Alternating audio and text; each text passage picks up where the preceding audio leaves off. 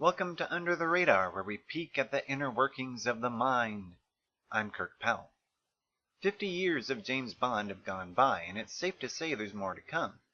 Given the longevity of the franchise, it ought to carry the fingerprints of various distinct stages in Western cultural development. Of course, the style of the films, the characters, and the nefarious plots all come to mind first.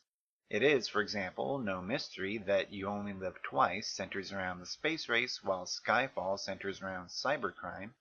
But there's something else that's changed, something very large scale, a feature of the way the stories are told that I want to focus on here.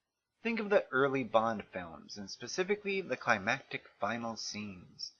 There is a trend in those movies of armies of dudes fighting in strange locations. And there's a rough parody in an army of good guys fighting an army of bad guys. Later Bond movies tend to pit James against an army of henchmen virtually on his own, though the locations still tend to be strange. Lacking numerical parity, these films make up for it with superior equipment, or personal competence, that is to say, training or knowledge. In early Cold War Bond, we're being shown a conflict between the state and huge criminal organizations, or sometimes just between states. Professionally, Bond was providing reconnaissance and assistance to state actions, the eyes and ears but not necessarily the brawn of the state. Personally, he's playful and irreverent, but loyal to his mission. In later, postmodern Bond, he's much more of a loner. Professionally, instead of helping the state achieve something, he's sent into action when the state has failed. A hyper-competent expert to save the day, most often ending up in a direct confrontation with another hyper-competent expert who's trying to ruin it.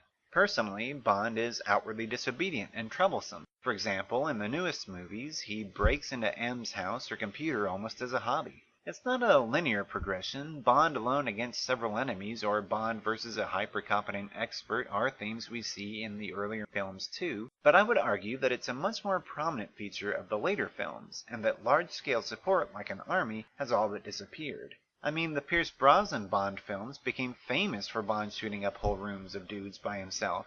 Also, though we're led to believe that Bond isn't in the best of shape in Skyfall, he still manages to dispatch a few crowds of bad guys.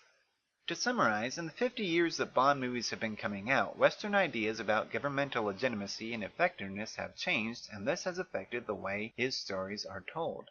The postmodern West has little confidence in traditionally authoritative structures like governments, but is absolutely addicted to technology and expertise.